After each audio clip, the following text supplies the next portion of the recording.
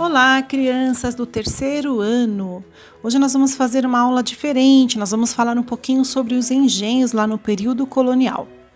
Mas, para começar, nós temos que recordar o que é o período colonial. O período colonial é aquele período em que os portugueses chegaram aqui ao Brasil e começaram a colonizar e explorar todas as terras, principalmente no litoral brasileiro. Muito bem, crianças, agora nós vamos conversar sobre essa imagem que representa o funcionamento de um engenho. A Pro vai explicar essas bolinhas, número 1, 2, 3, 4, que tem aqui ao lado. Vamos lá. A primeira bolinha representa os escravos trabalhando no canavial. O que é mesmo canavial? É o espaço de plantação de cana-de-açúcar. Então, eles estão retirando e fazendo carregamento. Aqui embaixo, na imagem 2, aparece os escravos moendo essa cana-de-açúcar, colocando em tachos.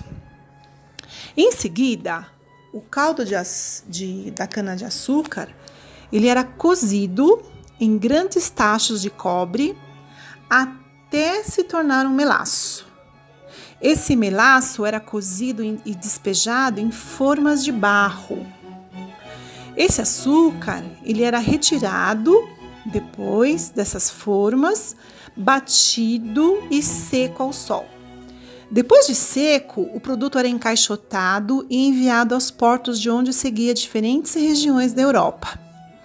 Muito bem, crianças, esse foi o áudio para falar desses 4 pontos muito importantes. Agora a gente vai falar um pouquinho sobre cada espaço do engenho. Muito bem, aqui aparece a senzala. A senzala é o local onde moravam os trabalhadores escravizados.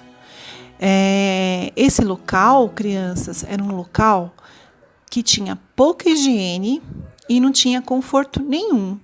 Na verdade, era um espaço bem precário. Normalmente, eles dormiam em chão, não tinham camas para dormir. Eles eram tratados de forma bem desumana. Aqui aparece a casa grande, era o local onde morava o dono da fazenda. E o dono da fazenda também é conhecido como o senhor do engenho. A casa dele era grande, com muitos quartos, muitos cômodos. E toda a sua família morava nessa casa também. Tinha bastante conforto. Aqui aparece a moenda, que é o equipamento usado para moer a cana e transformar essa cana em caldo. Esse caldo é a garapa, a famosa garapa que nós hoje tomamos na feira, juntamente com o pastel. Muito bem, crianças, agora aparece aqui a imagem do moinho de água.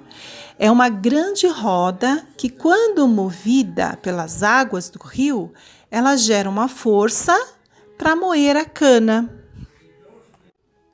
Aqui nós estamos vendo a Casa das Caldeiras, que é o local onde a garapa é cozida em grandes tachos até virar um melaço. Então nós vemos ali alguns trabalhadores escravos, alguns senhores também do engenho, olhando, observando o trabalho que está sendo realizado. Aqui aparece uma capela, que é uma pequena igreja, que é localizada dentro lá do engenho. Eram realizadas ali as missas e cerimônias religiosas para as famílias do dono do engenho. Aqui nós estamos vendo os trabalhadores escravos trabalhando no canavial, que é o espaço de plantação da cana-de-açúcar. Vemos também os donos da fazenda, os senhores do engenho, ali conversando com alguns trabalhadores. Muito bem, agora para finalizar, nós vamos falar um pouquinho sobre os trabalhadores livres que aparecem nessa imagem. São o mestre de açúcar, o purgador, o oficial de açúcar e o caldeireiro. Vocês podem me perguntar, Pro, o que faz o mestre de açúcar? O mestre de açúcar é aquela pessoa que controlava a moagem, ou seja, ele ficava trabalhando lá na moenda, naquele espaço onde tinha o equipamento que moía a cana e o moinho de água. Os outros trabalhadores, depois nós podemos fazer uma pesquisa em casa e verificar qual a função específica de cada um. Mas eu posso lembrar para vocês também que nós temos também o carpinteiro, que cuidava da manutenção das rodas, e também o estoquista, que controlava a contabilidade dos engenhos. Bem, crianças, com esse vídeo de hoje, com essa aula do vídeo, eu acho que eu ajudei vocês um pouquinho nas tarefas de casa e especifiquei um pouquinho o funcionamento de um engenho. Eu agradeço vocês estarem assistindo, agradeço a participação das mães, dos papais que estão ajudando vocês nessas tarefas, ok? Deixo um grande beijo, um abraço para cada um de vocês.